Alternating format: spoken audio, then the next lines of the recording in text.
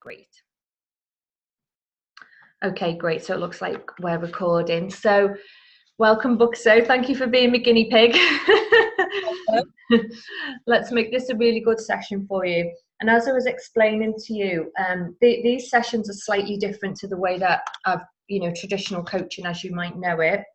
This is the soul awakening method, and what you don't need to do particularly is go into any detail around what's going on for you. All I'm interested in is how we can make an energetic shift and a transformation so that you go and sort out what's going on. That's just stuff, and you're more than capable of dealing with all your stuff. What's important to me is helping you manage your energy so you can change your state and get into the best possible state so you can go and deal with all the stuff that you need to deal with. Does that make sense? Yeah. All right, so it's working in a slightly different way. And what I do before a session is I always kind of tune into your energy. So the way that I do that is I imagine you in my mind's eye, and I get a sense of me and you connecting, so I can just talk to your energy, find out what's going on, how you're feeling, have anything to tell me, that kind of thing. And then with your permission that I got earlier, I use my pendulum to look at what's going on for you energetically. And I'll tell you what I found now, if that's okay. Yeah. I don't know anything about what's going on except a little bit of brief that you sent me before. Yeah. So what I do is I shuffle the deck, obviously, and I choose a card, and I look at the back of, I look at the last card. So it's kind of what we're moving away from. We're moving away from Four of Pentacles, which is your hard work paying off, right? And then what you're moving into, or what's happening now, is you're becoming a hermit. You're going within, and it's asking you to go within. Right. The hermit can also represent the spiritual teacher as well, the wise guide. And sometimes we need to go within to ask our own counsel, what's going on, what do I need to do, rather than do, and try and create. Sometimes we need to retreat, go within, find the answers, and then come back. Does that make sense? Yeah. Does that resonate with how you're feeling at the minute? Yeah. I mean, I do know that I've got to sort of touch base with myself because I've not done it for donkeys. Yeah. So it's something I do need to touch base with on that and get to, even though, what being on my own, I need to be by myself as well, as opposed to just being on my own. So I know that sounds about right. Yeah. Yeah. So this is asking really for you to, and actually just thinking about it, what I tuned into, where the kind of energy leak is, if you like, is the sacral chakra. So it's lower belly. Right. That is where our intuition comes from. It's the creativity. It's the woman's intuition. I know it can come from the head and the crown and everything, but for me, the sacral chakra is the place that we leak energy the most, because we give ourselves away a little bit from that area. And the hermit really is about you kind of going into that sacred space, that feminine space where we create and give life. So it's kind of asking you to go in and tune into that and figure out what's going on for you. Okay. I also came across that at the moment you're in a little bit of conflict, which you kind of told me that anyway. And it's in the sacral chakra. It's about love, bonding, nurture. I asked for a timeline. It was about, I think it was the 7 to 14. It was the 7 to 14 age. So this can be subconscious stuff. But what came up in the sacral chakra was the emotion of I'm worthless. Mm-hmm. Is that resonating with you now? I have had that come up recently when I've just been sort of meditating a few months ago, where, I just felt the need to say, I am worthy. I am worthy. Do you know what I mean? So that one, I'd understand. Yeah.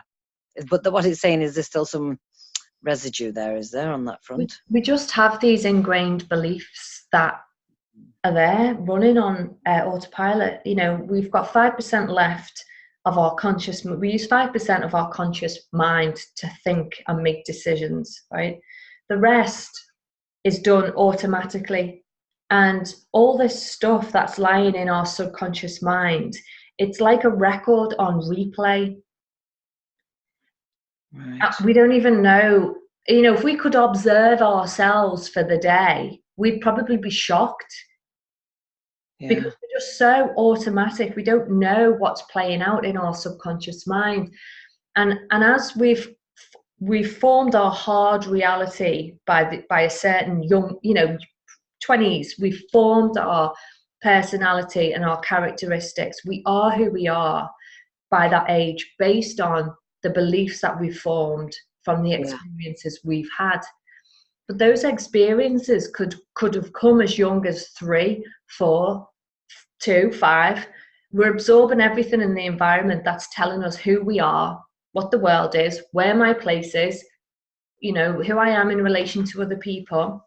So we don't really know consciously what's playing out. And if we hold a belief of I'm not worthy or I'm worthless, we only get glimmers of that when we go, well, what's happening in my life right now? Why is this not working for me? Why am I feeling like this? Why am I saying that? Why am I not doing that? We only get to catch it in those moments when we can go, why is this happening? I think it's a lot with what's going on at the minute when I'm sort of working for a social enterprise, and I know I'm not getting what I'm worth financially. I know I'm not. Yeah. And I appreciate it's a social enterprise as well. It's not quite a charity, but it's a social enterprise. So I'm not saying I feel guilty. I have put it to them and said, you know, I'm worth more than what you're paying me at this moment in time. And they know that. Yeah. And they're aware of that as well. Very, very aware of that. But they have said, like, you know, it's not something we can, you know, afford to change at this point in time. And that's understandable. That's okay. And I'm okay with that because I love the role. The role in itself is, it's got massive room to grow, you know, and it's the start of something new. And I'm really like, I really enjoy what it is that I do. So I kind of let that bit, that one negative go. Although it does rear its head, you know, it's like, God, what are you doing this, you know, for this pittance, slogging your guts for this pittance, you know. But I just have a word with myself and say, yeah, but everything else is perfect. You know, so I don't know whether that might be the self-worth thing, actually, more current, really. What do you think? I do, yeah. I didn't think of it straight away, but I know, like I say, that it came up ages ago before I started this role. I've only been in this role since the end of May. Yeah, so I've only been a couple of months. Hi. And I do still feel the need to have a conversation about that side of things and paying my worth, you know, and I will save it till the new year and, you know, see how it goes. And they're very aware that if anything else comes up in the meantime that is more fruitful for me to do, I'll do what I can still, but it will not have my full attention because of the fact that I'm not tied through anything because you're not giving me what I'm worth. Yeah. And, you know, so I've got no reason to really stay if something better comes along. So before we'll get into it in a minute, but what does that do to you when you are in a position where you feel I'm not getting my worth here? Well, you just think like, it's different when you get older, I think. And if I was like in my 20s, it wouldn't be so much of a problem. If I was running a household and whatnot, and, you know, had massive bills to pay, I wouldn't stay there at this point in time. I don't think I'd take the job on, to be honest. Yeah. Not at what I'm doing now. So everything's relative to what I'm doing in life. And, you know, working the 12 hours is because I'm happy with 12 hours. I couldn't do that and run a house. So you don't have much value. There's no value to what you're feeling at the time about the role. So you don't take it. I mean, personally, you don't give it as much. I don't take it as serious. I still give 100% what I'm doing, but I'm probably not as serious about the work that I'm doing. Yeah. And is it just financial, or is there something deeper than that with going on for you? Is this just a monetary exchange, or if you were to go even deeper than that and you were to look further, what would you say? I think I think I've just come to that point generally in life anyway, at this age, 46. I'll be 47 in a couple of months. And it's almost like now I'm kind of like, kids are older, they're 17 now. In another year, one of them at least will be flown the nest to study elsewhere. And it's kind of just making me look at what am I doing? And the thought of working 9 to 5 for somebody else after being self-employed for nearly just over 10 years. Yeah. Well, working part-time, I've worked part-time. It's almost like I've been semi-retired for 17 years. It fills me with dread. So there's no way in hell that I'll be able to work for somebody else 9 to 5, Monday to Friday, under that banner of, employment. I'm self-employed, like I'm self-employed now with this role that I'm doing. So I kind of feel like I've got a bit of a leeway, get-out clause, not so restricted. Yeah. But the thought of going back to work 40 hours a week and doing the mundanity of life fills me with dread to ever think that I'd have to do that. So you've got this inner turmoil going on, like you say, the inner conflict of, yeah, but what are you doing then? What are you doing with your life? What is that thing, like why, soul's purpose, whatever. I know I'm helping people in this role. And like I say, he said, the opportunity to expend the hours and whatnot are there. Yeah. But it's almost like, is that enough? Is that I'm, making a bit of a difference to people, but it's all superficial. So it's just I think it's more dealing with the inner turmoil, really, more than anything else. Yeah, financially, yeah, there's a pressure then of me now putting on myself that, okay, the kids are going on to be 18 next year.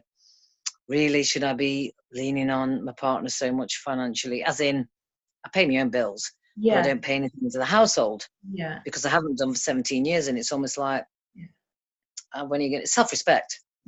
So it goes back to that. It's having a value for yourself. You don't value yourself if you're not contributing. And that's what's probably the biggest issue with that. Yeah. Yeah, I get it.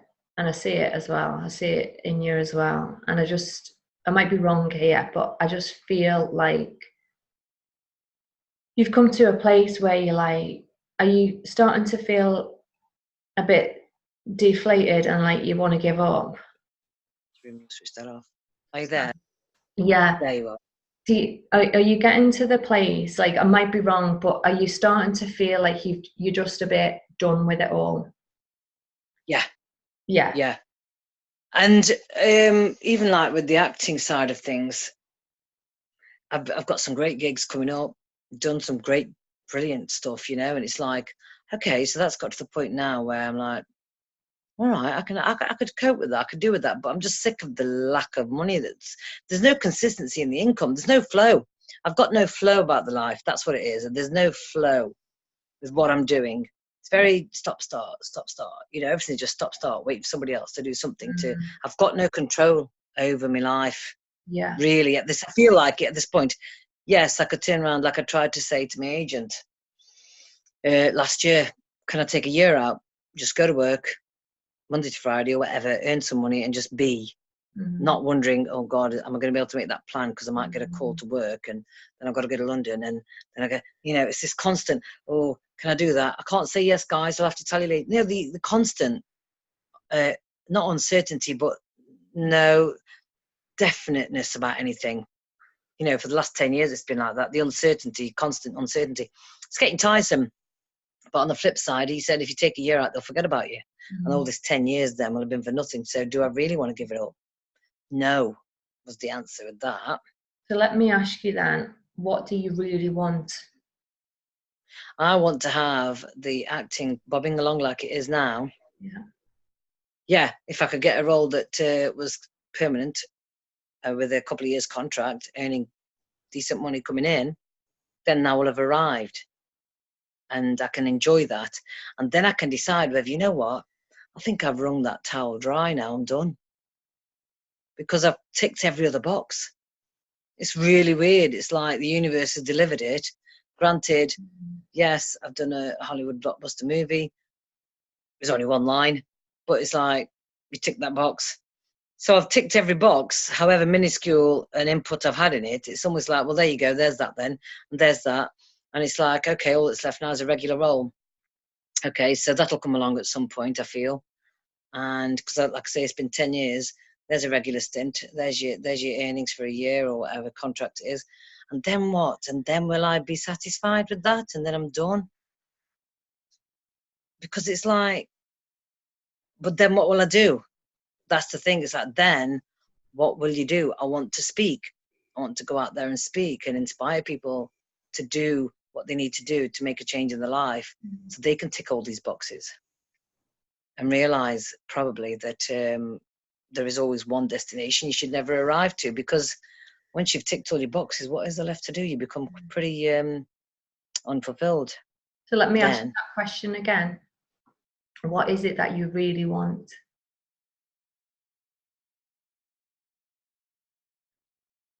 I think it's going to be a sense of fulfillment, really. I mean, don't get me wrong, I do look at my life and think, God, it's great. I've got a good life, man. I've got a good life. On the grand scheme of things, yeah, I could have more money in my bank. I could have a bigger house because it's a bit tight with 4 adults in it now. Could have a decent car that's, you know, we've had this one 5 years. I could do with a new one. It doesn't have to be top of the range, just a new one would be nice, with Bluetooth and radio too that works. You know, just basic stuff that's like, just I've been in this house 20 years, didn't really want to be in that. It was a stopgap, but I've ended up staying here 20 bloody years, and it's like, what about all those plans and ideas that I had that I wanted to realize? You know, it's like, can I just see what that's like? Yeah, I just want to be fulfilled. I want to be able to go on holiday, you know, my husband a couple of times, 3 times a year, and he can go part-time. How do you feel right now? About? So you want to be fulfilled. So how do you feel right now in comparison to that? I'm very grateful and very satisfied with how things are going. Very satisfied. I've got no room to complain, to be honest. And I'm only digging deep because you're asking us to. You know, on the surface, yeah, I'm like, this is it. This is all right, you know. This is all right. Focusing on what is going on. This is all right. I could do less back chat from the kids, you know, and have more time with my husband. But like I said, it's just nondescript stuff, really. In the grand scheme of things are all right. Okay. Yeah. What you're saying is you're not fulfilled. Yeah. And that's quite often the case. And when you talk about flow, that's, you know, like completely it. Speaking to a client last night, and we talked about flow and connection. And when you're in flow, you're connected. You're connected to life. You're connected to yourself. You're connected to your spirit. Your energy is flowing. Now, it doesn't matter what role you're playing in life. When you're in flow, you're connected. And you have a sense of meaning and fulfillment, whether you are gardening every day or whether you're acting every day. It doesn't matter. They're just roles. So, like, the purpose of finding that, and like you just said before, correct me if I didn't hear you right, but that you want to help people to tell them that actually it's not out there, it's not in the achievements, because you've done a lot in your life. You know, you've had a busy life, and you've created some amazing things, and you've got amazing things in the pipelines, things other people can only dream of. Yet that we do not find fulfillment is not hidden under any of those things, is it? It's an inner thing. Yeah. And this is where it goes to with the people that are in reality TV, the ones that take their own lives and things like that. It's because they're not being fulfilled with this vacuous way of living. And I know that, and I'm very aware of that. So it is like, what is it you've got to do? And I've just got to, I always thought with healing, energy work, I love anything to do with energy work, everything and anything to do with that. But I think for me, it's not about a hands-on approach. It's actually from the spoken word. It's my voice that's going to be the healing thing. And it's got to, whether it's through song or just speech. I think, and me just as a ball of energy, when I'm in an environment, people can feel the difference and they act different, you know, when they are with us, and they often comment on that. And I think it's just me being the energetic being that I am in places. When And you're like that, when you're doing that version of you being the healer, how do you feel then? yeah, I love it.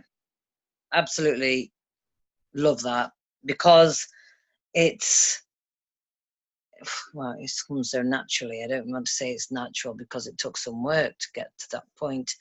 But But it feels natural when you're in that state, because it is natural. It is natural. so being on the stage is imperative to me, for not for vacuous or egotistical reasons, but because I need to, oh God, I sound like evangelical. I've got to spread the word. Good. No. I've got to say what needs to be said. I need Do it. to. And say it now. Whatever comes up, say what needs to be said, because what we don't want to do is keep a lid on what you want to say, what comes inside. Yeah, I started my podcasts yesterday, just randomly picked it up with a lad that, you know, one of my mates. I meet him a few times. I always put the world to rights, and we always have a, you know, whatever about anything. So I said, let's jump in your car. Come on, before you go, let's just get this podcast on. So I did it 30 minutes, and I, you know, straight away he shared it. One of his friends, like, oh, who's this lady? Refreshing. I love the way she speaks so authentically. And that was exactly what I wanted to put across. Yeah. So the message I need to put across came across. So that again makes me feel, well, that's the right thing to do, because that was easy, because it should be easy. How did it feel? I loved it. I was quite surprised because it wasn't on camera. But it's your, like you say, it's your voice, and however that gets delivered, and as however people can hear it visually or auditory, whatever, in front of you, that you've got multiple options there. You're using your voice, and it can be used in so many different ways. Let's just check in on an energetic level. When that happened for you, when you created that and that happened for you, did you feel fulfilled? What was the energy that you felt from it? If I loved it. So if that means fulfilled, if that's what that looks like, because it's hard to know what it is to feel fulfilled, because what does that mean? What is what's going on physiologically for the body when you're fulfilled? But I just loved it. I loved it. It was candid. It was straight to the point. It was F and Jeff, you know, a few swear words chucked in there, because that's what you'd have if you were sat with me for half an hour. Do you know what I mean? It was I'm not saying no holes barred, because it's not like we were talking about anything too in depth, but we just said what we wanted to say. We're not there to offend. It's not like I'm being, what's the name with it? It's not, the whole point of it isn't to shock people. It's to just, you know, I don't agree with that. I haven't got a clue about that. I'm being open about the fact I ain't got a clue about that, but this is what I think about it based on the knowledge that I've got. And, you know, it was nice. It was nice. So I think I've got a few times to realise, is this something I can keep up? Because I've always ever said that I'll do them when I'm inspired to. Not every Friday or every month. I don't want to have to do that. That's where it falls down. Okay, so let's just check in, because are you saying to me you don't know what feeling fulfilled feels like? You do, or you don't? No, I don't know. Okay, so you've never felt fulfilled in your life doing anything? Well, that's what I mean. I don't know what that feels like. What is that? What is it to feel fulfilled? Is it just general sense of I'm happy with my life. I love what's going on right now, because I've had them moments. But are you just not appreciating? Isn't that just appreciating the moment? I'm living in the moment. I don't know what is fulfilled. What is that? Yeah, I think you just nailed it. I think it is. It's appreciating feeling full in the moment, not having to reach out for anything else. Okay, so I have had that. I've had pockets of that then. I don't know if that's something that one feels all the time, but I think if you have pockets of this regularly, the dots kind of join up, the fulfillment moments join up, I suppose. Yeah, and I don't know if you can feel it all the time. All I know is emotions are constantly changing with the experiences you're having and the meanings that you're putting on your experiences. I don't know if fulfillment can be sustained forever. I have no clue about that. But I know definitely when you have these sensations of feeling full, you know, I'm really happy here in this moment doing this thing. Yeah. I know maybe an hour later you're feeling pissed off about something, but you've got that sense that, I'm in flow, basically. Yeah. Well, I do feel that I'm in, even though I've said there's no flow in my life, I do feel that I'm in flow, because the right people are turning up, the right opportunities are presenting themselves. And it's like things I'm manifesting, or I'm manifesting things that I've been working on for the past, couple of years. And it's like, shit, that's happening. Oh my God, that's like, why does it feel so easy? And it's because it is supposed to be easy, as Esther Hicks says. It's us that make it hard as human beings, right? And it is supposed to be easy. And I like, and it's, I get it. I do get it. And I said that to my agent when I went to see him the other day. This is a separate conversation. Obviously, the other one I had was over a year ago. But this recently, I was just like, about the industry. I said, I think I get it now. And, and he's like, great. It takes people 20 years and they don't know, even now, after 20 years in the industry. But I think I get it, how it is about the industry. And I get what I've got to do in life. I get what I've got to be and do, and how I get how it works now. I get what it is to have that consistency of doing something 30 days, listening to it morning and night, and then getting a result for it. I kind of get it. Okay. So, yeah. So let me ask you this question. So on this call, what can I do for you? How can we make this conversation a really powerful, transformational conversation for you? Where do you want to go with it? It's just a procrastination of other things, that I need to be doing. But then is that, I say need to be doing, it's my own pressure that I'm putting on. But I am telling everybody I'm writing a book. I haven't started it yet. But, and this book I'm writing at the moment. And this book that I'm just writing, it's like, it's not happening yet. But I've got the intention is to write it. Yeah. And the procrastination involved in that. And all these, like, I've had to have a bit of a gentle nudge from yourself with my coaching. It's like stuff that I'll say, yeah, I love the sound of that. I'm going to get that now and park it for when I'm ready to do it. But I know I like the sound of that now, but I can't deal with it right now. But I do want to hear in case I miss out in 2 years or a year, whenever I'm ready to do that. I know I'm going to need that in the future. So I'm going to pick that. I'll buy that now and park it. I just won't, and then I don't do anything with it. I mean, is that okay? Is it, I know it's our own self-imposed pressure that we put on ourselves to complete things. Okay, so what if it was okay? Like, how would that make you feel about it? Leaving it as it is. Just everything, all the choices that you're making, the way that you've just described, the way that you operate. What if that was okay? You asked me the question, is that okay? And I'm saying, what if it was all okay?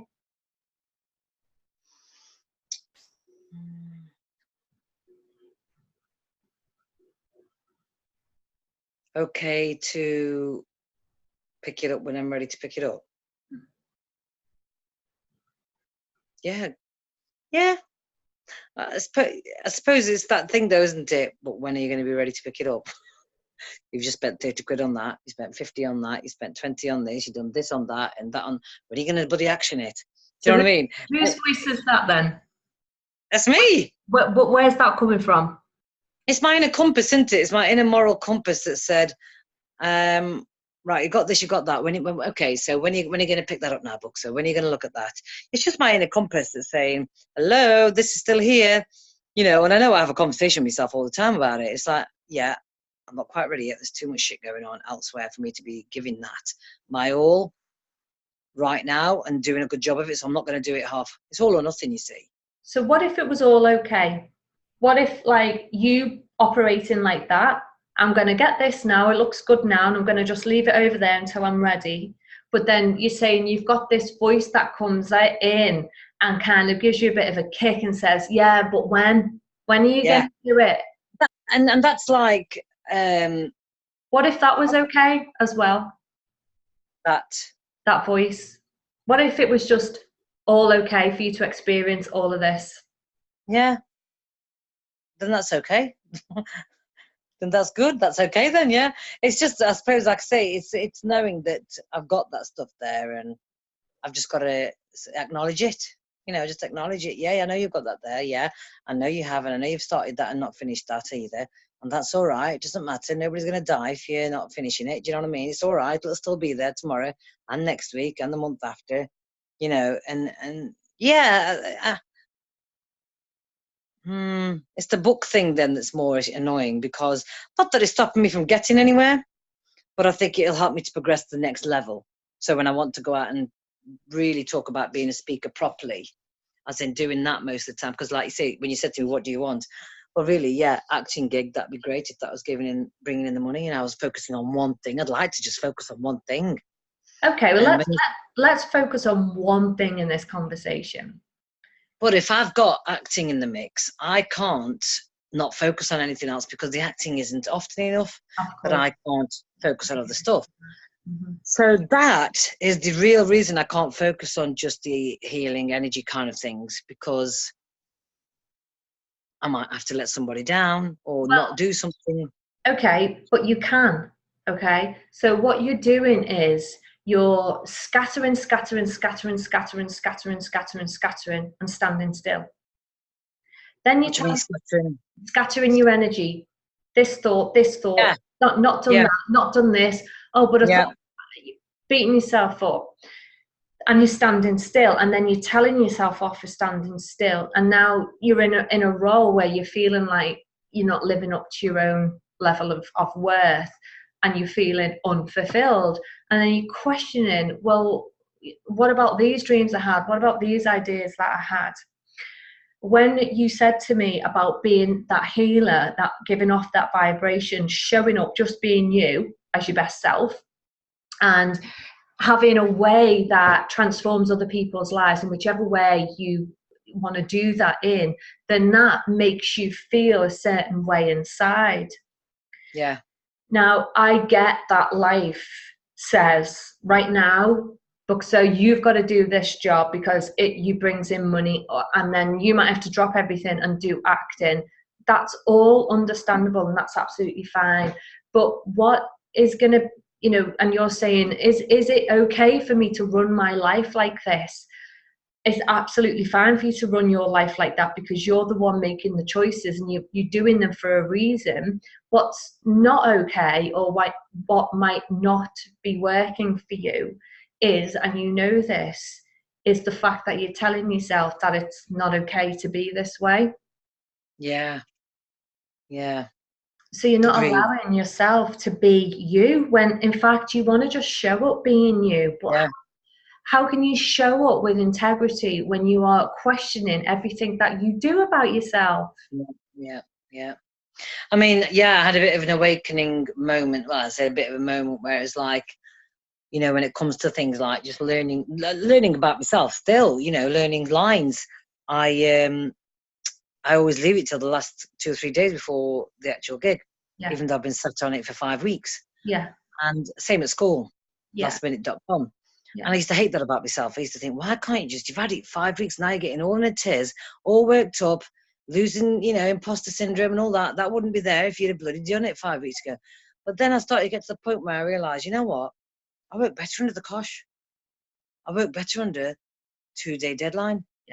3-day, whatever, a week's deadline. Oh, that's okay. And I started to be okay with that. That's all right. I work better under the cosh. That's me. That's just who I am.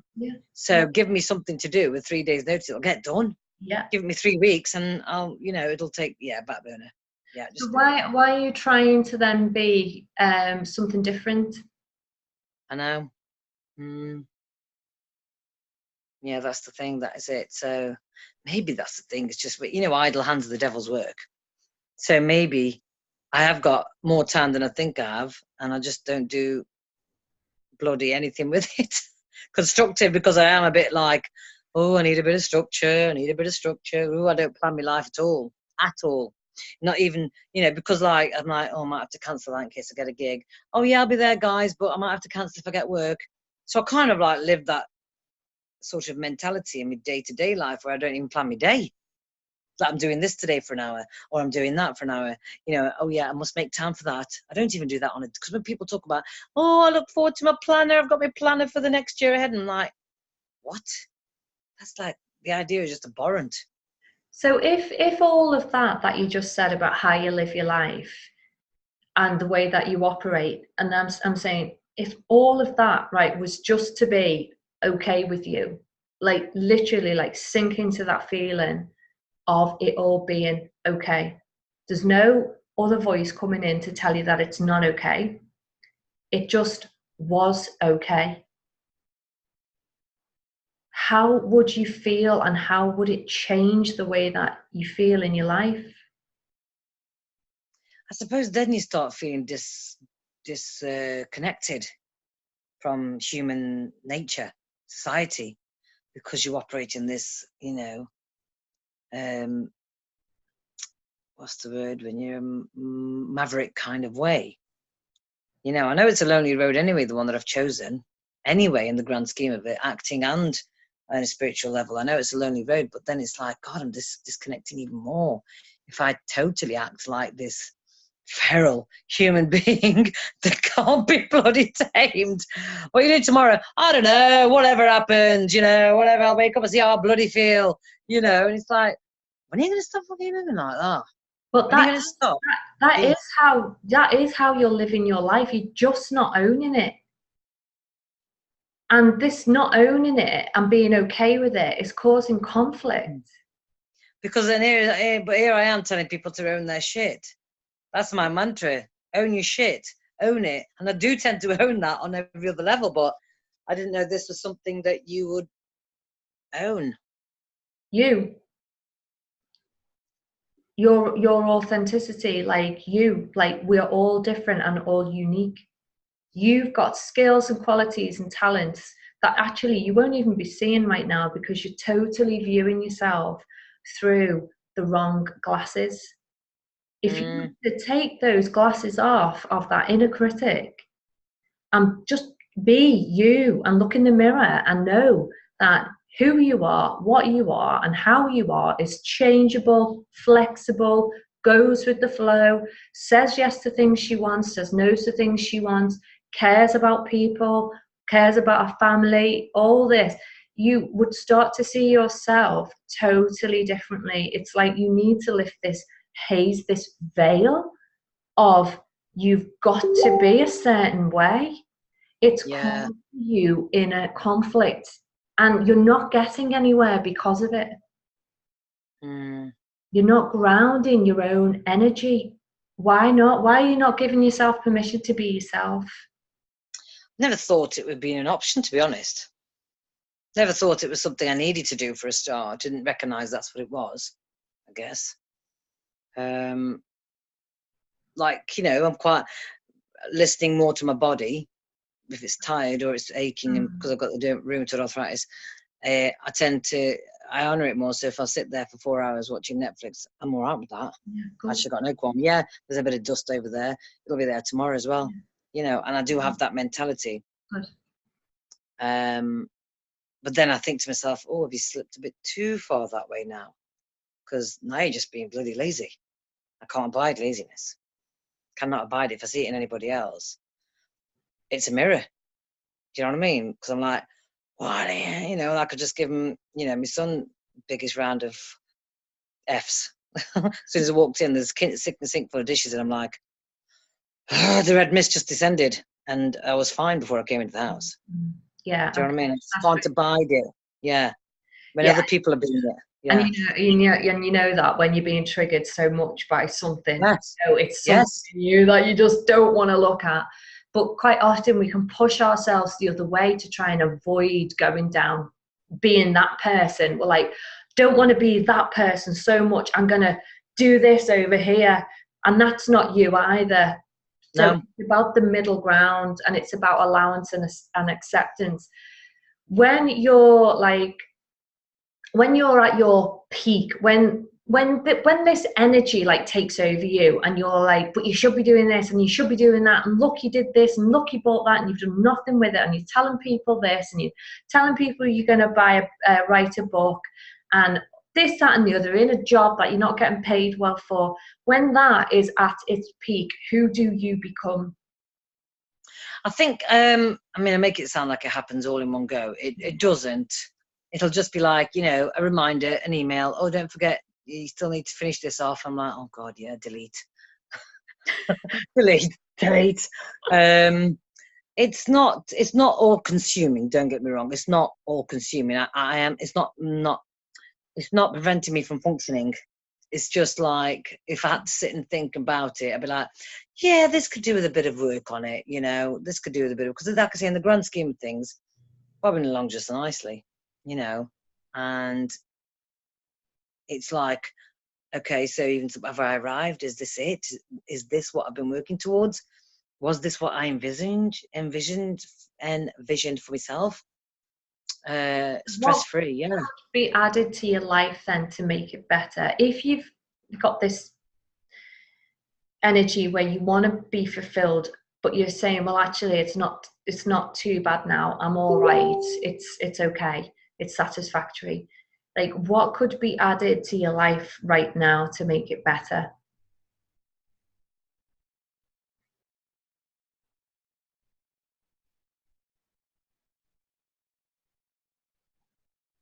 I think I don't think it's a tangible thing. It's not a tangible thing. It's just motivation, more motivation. Because, you know, I've spent so many years fueling my ambitions and desires from this inner need since a teenager to be what I needed to be and who I needed to be, and things got in the way. I just batted them out the way, and it gave me even more rah. But I'm all like rah. I'm all that. I've used all my rah up because I've kind of got where I needed to get to. I've done it. Yeah. I've done it. And it's like, you know, that thing of like, you should always, like I said to you, never tick all your boxes. And it's almost like, well, is this the box that I don't get to tick then? Should I just accept that this is the box you don't get to tick? So, because if I tick this box, that's bloody perfect life. And it's like, ooh. And what's that box? The box of, well, it wasn't fulfillment. I think we agreed and we've done that. The motivation, you know, like where I can just get up and not get to the gym like I need to, rather than paying 46 quid a month and not going for 4 months. Yeah, it's that motivation of like I had like I started this cleanse program 4 months ago in April. Started off brilliantly. I'd have a day where I did nothing, you know, didn't eat for a day, and you had a cleanse, drinking lots of water. And it's like, I've lost the steam of that as well. The steam of that's fell down. 4 months later, I'm like, I'm not going back to what I ate last time. I'm not going back to my eating habits, but I'm just like, oh God, where's that? So let's just stay with the energy of that, right? Because you know how it feels to be you when you're waking up every day and you haven't got the motivation to do the things that you think you should be doing, okay? Which might bring you that inner, you know, balance and calm, whatever, but you're not doing it. And this is where the energy is stuck. So who are you? Because this is all about energy state, okay? So what I'm going to ask you to do is just tell me, visualize yourself, be the spectator now. See yourself as that person when you get up in the morning and you know you should be going to the gym, or you want to go to the gym or do this cleanse, but you haven't got the motivation. If you were to give this person you become a movie title or a character name, what would it be? I don't know what you mean. So when you see, so try and visualize yourself in that energy of not being motivated, procrastinating. Right. Just in your mind's eye, just see it. If it helps, close your eyes. Just visualize that person that you are when you're not motivated, and then all the beating up comes in. Yeah. Just take a snapshot of it when it's at its worst, a snapshot of how your life is and who you become. And if it were a movie, what would it be called? The Slug. I love it. I love it. The Slug. The bloody Slug, yeah. Stay with that, right? Okay. That's the energy, the archetype that you attach to when you're in that mode. Now let's look at your energy management. It's like 4 quadrants that make up the 4 pillars of our well-being. What happens to you physically when you are the slug? What happens to your physical body? Do you overeat? Do you get pain? Tell me what happens physically. Well, invariably, I'm in discomfort because of the rheumatoid. In the morning, it's harder to shift anyway. I'm not as springy as I was even a year ago. Do you know what I mean? So I would definitely put it all down to the aches and pains that I've got in my feet and hands. And do you get dressed well? Do you put your makeup on? Like, what do physical appearance? Some days, like, I'll always put makeup on, but some days I don't dress as well as maybe sometimes, and I'm feeling a little bit more buoyant if I'm going somewhere nice. I'll always feel more buoyant if I'm going somewhere nice. And what are your energy levels like on a scale of 1 to 10, 10 being like the peak? when you're in this slug, what's your energy level? 5. Yeah. And emotionally, how do you feel? About the same, 5, yeah. And what are the emotions that you're feeling around being in this slug energy? I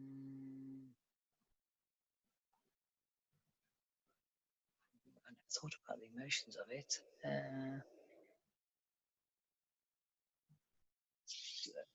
Maybe a little anxiety creeps in. Yeah. Sadness. Yeah.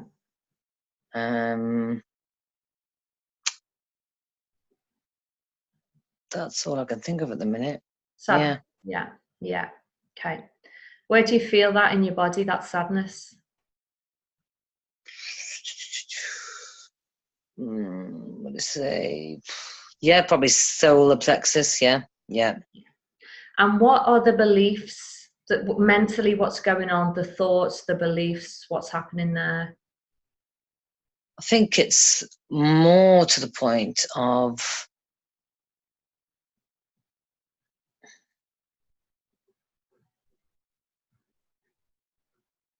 I suppose it's like missing who. It's quite upsetting, actually. Yeah, I can tell.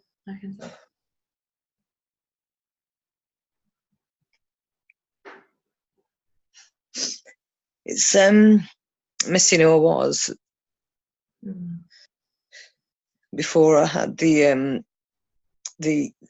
diagnosis of rheumatoid arthritis, I guess. That seems to have changed my personality loads. Right. That has. Yeah. Because I'm not able to be who I was before that. I think I still got a bit of residue attached to my time in London when I did the West End, and it was diagnosed after that. I mean, who knows if it was dormant, or, before that even. But it's like that year down there triggered it.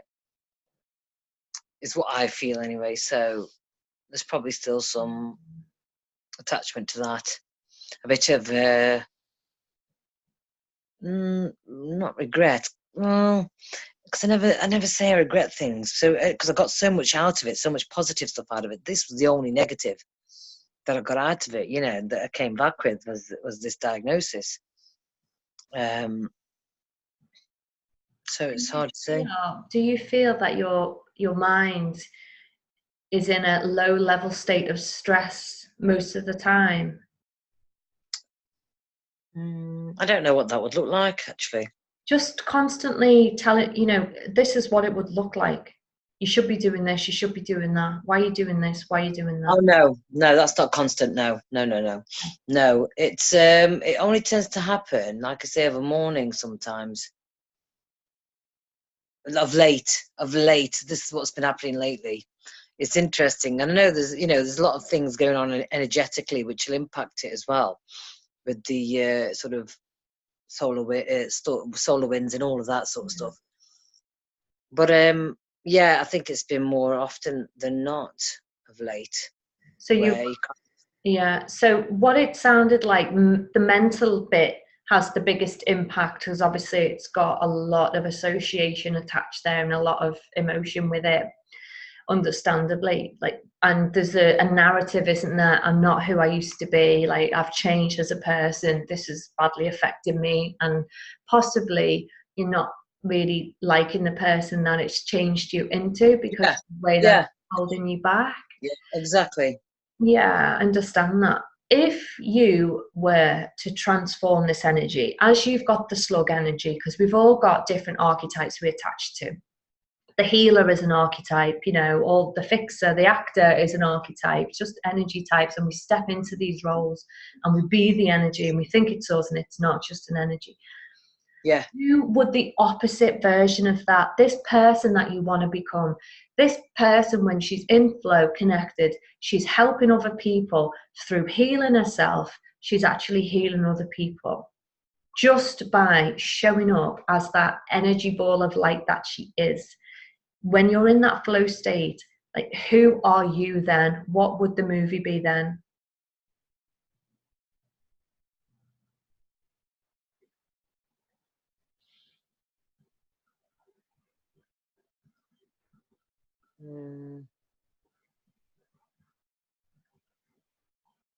Oh, the sun's rays. I would say the sun's rays. Yeah, the sun's rays. Amazing. So tell me more about that energy. What does that mean to you, the sun's rays? The rays of sun, isn't it? It's like sun's rays. Everybody loves the sun, you know, when it's on the face. When you know, it's like, so, and the rays that come off the sun, you're touching sort of everybody and everything. And it's warm, it's welcoming, it's inviting, it's bright, it's cozy, it's secure, it's safe, it's familiar, you know, all those sorts of things. So what would the sun's rays, that energy type, that energy that comes from you, that is you, what would the sun's rays say to you about the way that you're treating yourself when you're in slug energy and the narrative that comes with that? What would the sun's rays tell you to do or be or feel? I suppose for me, I'm just thinking of it metaphorically. What happens to a slug when, if you put too much heat on it, it dries up. It dries it up so it can't be that anymore. You know, it takes away the slug, the snail trail, the thing, whatever, you know, that wetness about them. It takes away, it sucks it dry. It takes that out of it. You know, it takes you out of that moment. It's drying you up so you can no longer be it. I guess that's what it is. Yeah. What are the best characteristics? What are the best qualities about you when you're in that sun's rays energy? Sorry, you froze then, Anne-Marie. Say that again. What are the best characteristics? What are the best qualities that you embody when you're in the sun's ray energy? Best qualities, I would say, happiness, peace, calm, connected,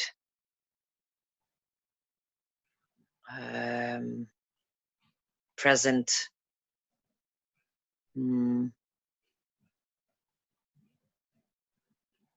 home, just home, I would say, yeah. Where does that feel when you say home? Heart. In your heart. Oh yeah, love that. That's beautiful. That's beautiful. That is like, who would not want to feel that? Is that not fulfillment?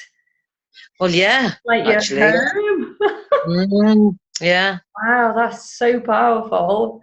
Bloody hell. Yeah, definitely, yeah. So what brings out this sun's rays energy then? What triggers it? Being around like-minded, like energetically same. What's the word for that? Like-minded people.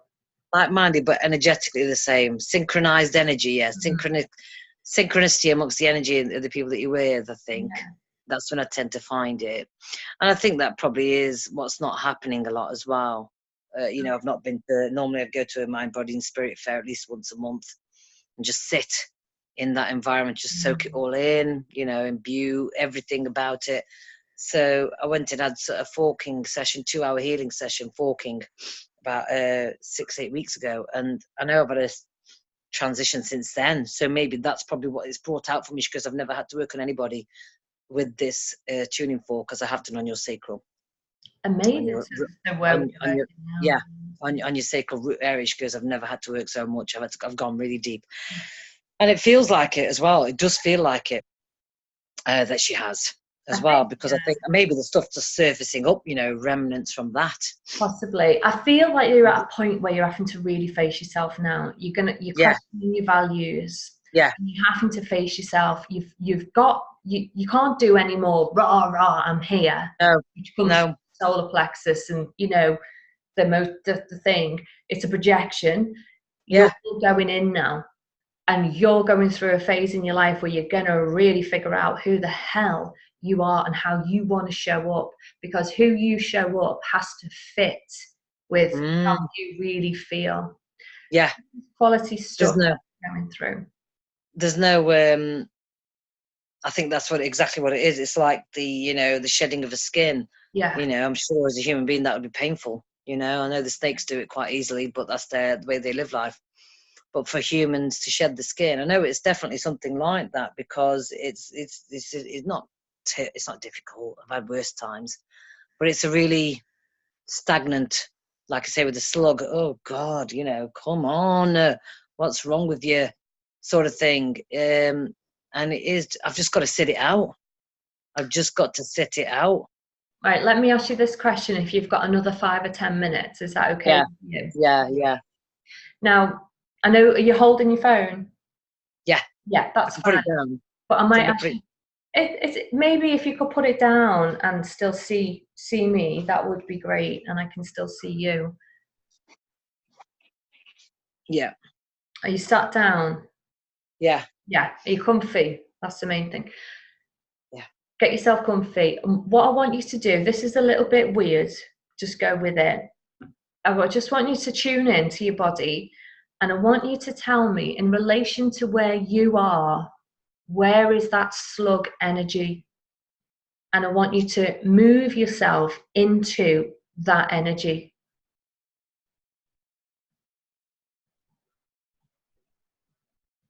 Oh, it's a difficult one, that is. Is it behind, in front, at the side? It's like it's on my chest more than anything else. Is it? All right. So just make sure that you move your position so you're in that slug energy, because what I want to do is I want to talk to that energy. Okay. Okay, so what I'm going to do now is I'm going to invite the energy of the slug just to come out and talk through you, so we hear what it's got to say. Is that okay? All right, so just take some nice slow deep breaths and just really start to let that slug energy just to become more and more present within you.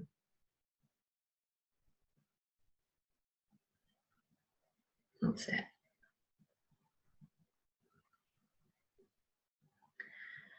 Okay, so I'd like to speak to the slug energy. Is that okay? Yeah. Okay, thank you very much. Do you have a name? No. Okay. Can you tell me how long that you've been with Buxo for in her life? A few months. Ah, okay, brilliant. Can you tell me what triggered you to join her in her life? Was there an event or an experience that happened? Just need to keep her safe. Okay. That's okay, great. How do you do that for her? Stop her from doing things, stop her from moving. And what's the purpose of that?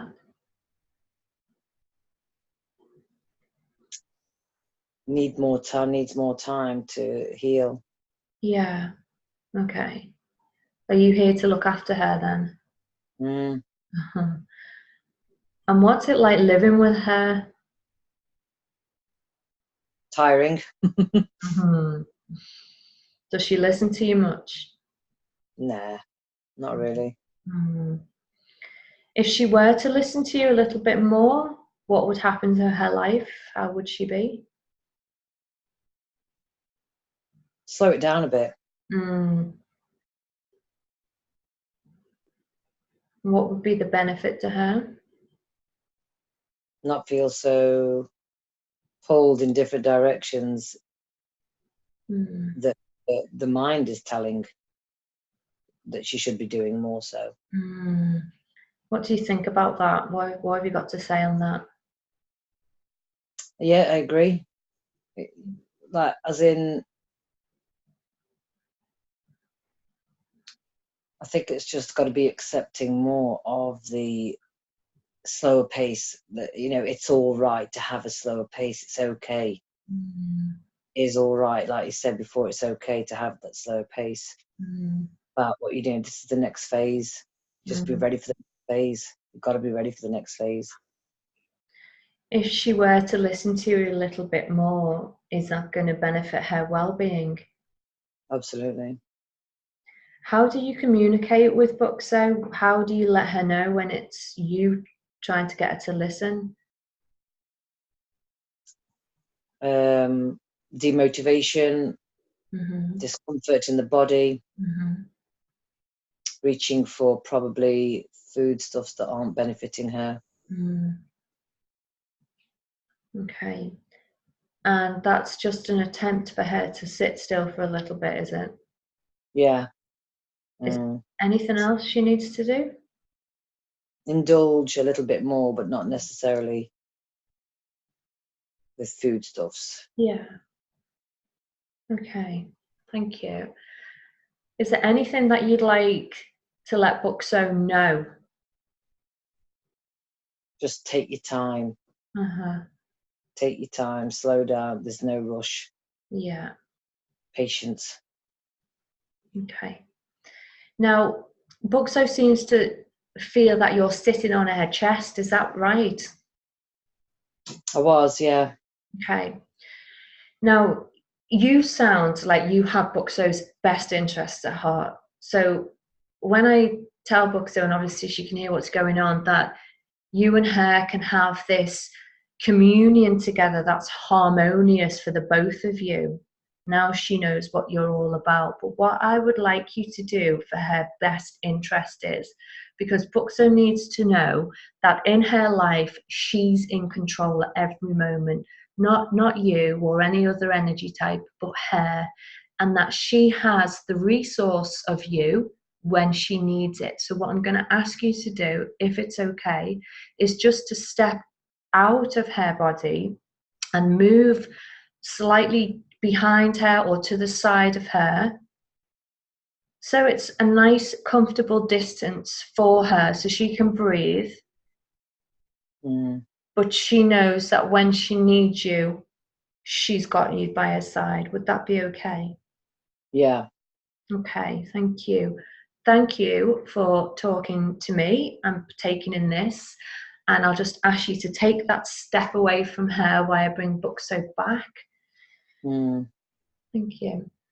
Yeah. Okay. Kind of, when you were just talking anyway, then it was like, when you were acknowledging that it had been sat on the chest, and then started to say what I'm going to ask you now. It started to just slide away anyway down the side of my leg, and that was the vision I had of it sliding down the right of my leg. Yeah, amazing. So back to the right of my foot, almost like vision. It's weird. It's like I know it's not happening, but I was like, I'm very aware of what you were doing, and but it seemed to make what I was saying like it was my higher self. Absolutely, it's an energy, but that's all we are. We're energy. Yeah. And we have a dominant energy, right? And that can be the one making the decisions for us. And the point of this is to realize that sometimes we're not making decisions from the true self.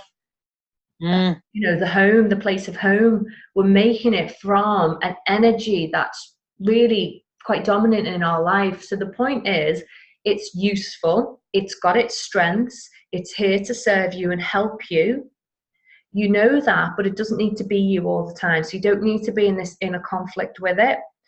That it can just move to the side because it's there for you when you need it and you'll know how to listen to it. But actually, when you want to make a decision, it needs to come from you. You're in control. Yeah. How would you feel if then we talk to the sun's rays just so you can hear what that version's got to say? Yeah, sure. Okay, so just shift your energy so you've kind of like shaken out of that space and just tune into the sun's rays energy. And the same again, just feel where that energy lives in relation to your physical body now. And then move into that space.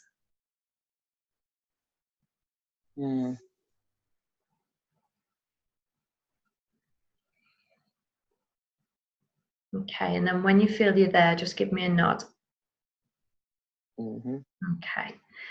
So I'd really like to speak with the sun's rays energy. Is that okay? Do we have her present? Yeah. Yeah. And are you male or female? Female. Okay. Do you have a name? Sunny. Gorgeous. And how long have you been with Buxo? Oh, I've been there all the while. Yeah? So tell me about yourself. So I'm the fun person, the joker, the humour, the comedian, the dancer, the singer, the lover of life. I've been there all along. Yeah. And what's it like from your perspective living with Buxo? It's fun. Yeah. Yeah, it's great. I'd want to be my own mate. You sound like you bring a lot of energy into her life then. Absolutely. Yeah. And what's your relationship with Buxo? Do you love her? Yeah. Yeah, to death. Good. And what do you think about the way that she's living her life right now? What advice would you have for her? Yeah, it's a little sad that it's kind of darkened the horizon somewhat. With the personality in that since before going to London, and you can still see that there's times bursts of me that come out, but it is. I mean, like fundamentally, when I do burst out, it's like remembering, oh, there I am again. And it tends to probably go a little bit too much overcompensated in that moment, because it's like, well, however long this is going to last, I'm just going to go crazy now, a thing. But yeah. What advice would you give her? Because I just feel that maybe right now in her life she's a little bit tired, and she needs to take a rest. She needs to go within. She needs to figure out how she wants to show up in the world. I think she's got so used to your energy, which has been so amazing for her so far. But I think you're right. I think it's intermittent now. And I think she tells herself a story about that she should be someone else or the old version of her, when really what's happening is she's transitioning into someone new. What would you say about that? I agree, and the shine is there. You don't need to try and turn the switch up. Yeah, it's there, that it's on at full pelt. You haven't got to be more with it. It's there. You are, you're shining as bright as you're ever going to shine. You don't need to worry about trying to shine any brighter. What does Buxo not recognise in herself that you do?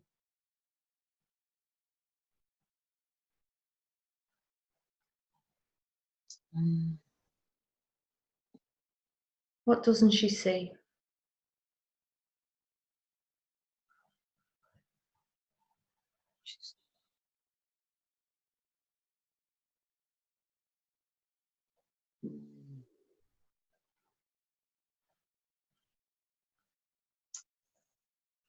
I'm actually not sure about that one. What doesn't she see? What quality doesn't she see? People are actually, they are, because she does have this habit of thinking, I've said enough now, that's it. I've done my best, it's popping up now, as if she's too much, because she is too much. She feels that she's got to be just a pocket of too much of people as well. And in social media and whatnot, it's like having this thing about, oh God, I don't want people to get sick of me. So I'm not, I know she's not on as much as she needs to be, because really she wants to be, which is why she backs it up by saying, I'm only going to do it when I'm inspired and motivated. In your opinion, does Buxo love herself? Probably not. Okay. She does, as in, I'd love to have her as a friend. Values herself a lot, values massively. Good. But I don't think she loves herself. When she talked before, I'm sure you heard the conversation, but when we were talking before, she mentioned about coming home to herself. how could she embody that more, even when she's having a day where she just wants to stay in bed and she gives herself permission to do that now? How can she still just come into home in herself, no matter what she's doing or who she's been in the moment?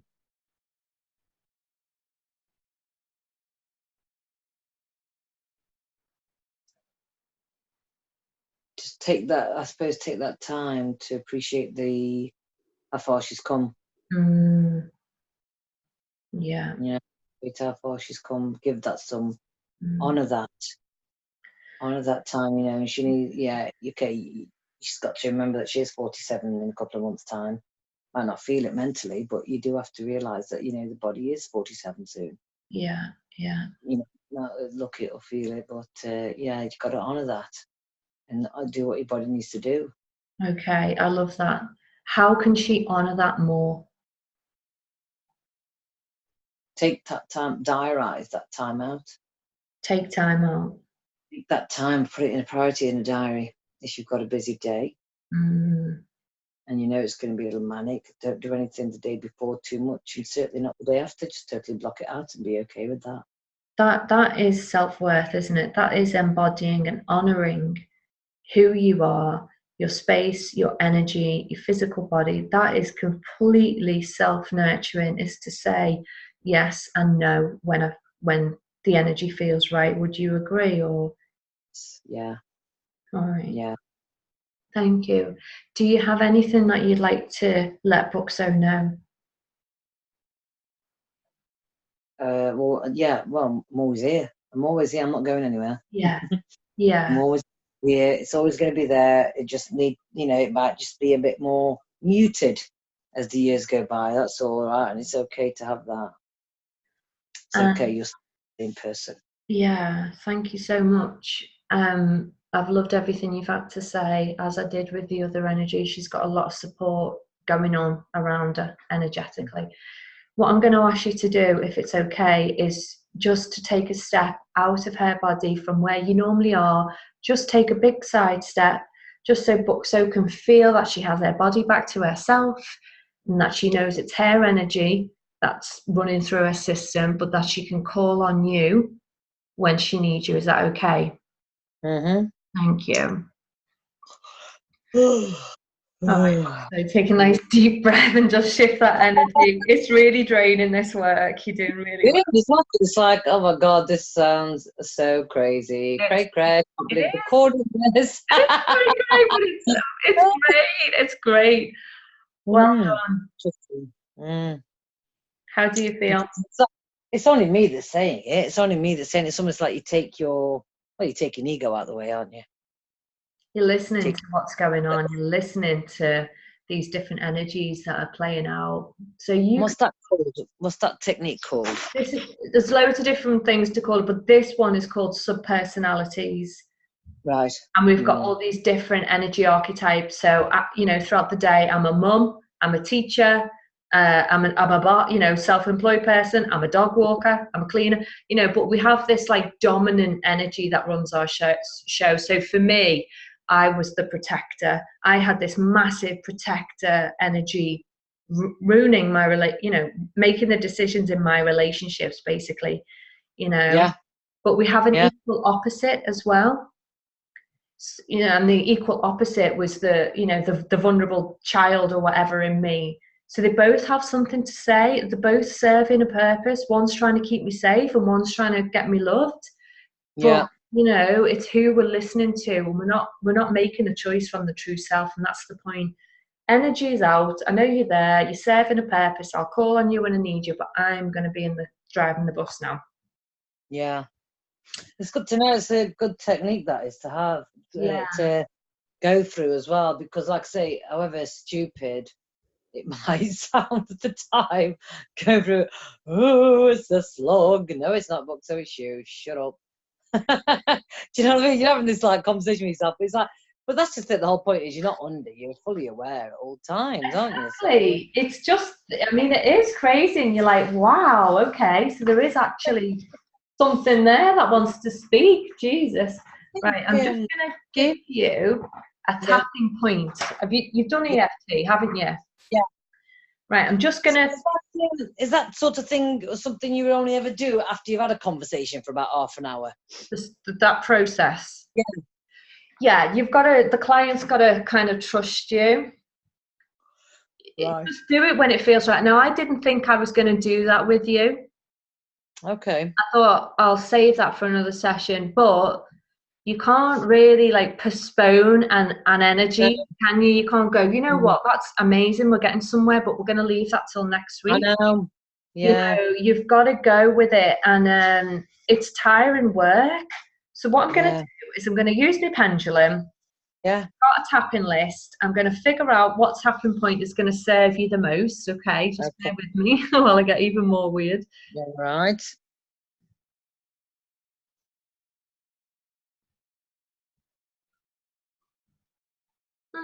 Nice one. Okay, so it's the stomach meridian. It's under the eye, and the affirmation is, I am calm. I'll email this. I am calm, centered and peaceful. I am calm, centered and peaceful. I let go of worry. I let go of worry. I am in perfect balance and harmony. I'm in perfect balance and harmony. I'll send that to you. It's a bit of a mouthful, but it releases worry, sadness, anxiety, emptiness, and cravings, and it encourages calmness, feelings of comfort and safety. Now, So do I do that mantra throughout the whole thing? You can just do it under the eye. You don't need to do the whole tap, but if you know the sequence, fine. But this is the one that's coming up for you, and I'm just going to find out how many times a day does books in this. Is it more than one? No, so it's one for how many days?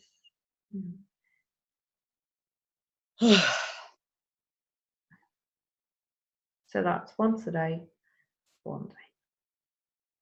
So it's just coming out once a day, just for one day, actually. Hang on, is that right? Once a day. Is it for one day? Is it for 2 days? 2 days. So just in the morning or at night, but do it as many times as you want. But if it's coming up, you only need to do it once a day. Today, tomorrow, something like that. Yeah, brilliant. Because I quite like tapping. I might look into it further into that. Yeah. I'm going to send you as well a sacral meditation to listen to. It's only really short. Yeah. And it just helps you to let go of things and bring in the things that you want. Yeah. Yeah. So I do feel that happening. How are you feeling? What insights did you get from the session? Because I know we've done a lot and we've gone up to a lot of different. Yeah. How do you feel? Yeah, I'm feeling a lot better than I was before I started, which is good. And I know there's been a few releases there with the, yawnings and whatnot, so that's good. And a bit more clarity there on things. And I think it's just, like I say, you do know this, but you just need that thing, whatever it is, to get out of the way a minute. Yeah. Well, just have a convo with that, because it's all right there. It's not, butting in. Yeah. And clouding your judgment in your mind about stuff, and the conversations you're having, the things you're saying. It's like, totally different now. Not so hung up on stuff, not so attached. You kind of attach yourself to a thought. Exactly. And it's like, right, okay, now I can see that I've been attaching myself to a thought. Just gives you a bit of clarity and whatnot, doesn't it? It's a lot of deep work, and I think you'll just like let this just sink in and process it. Let me know if you have any dreams and stuff. I'll email you tomorrow anyway to check in with you, make sure you're okay.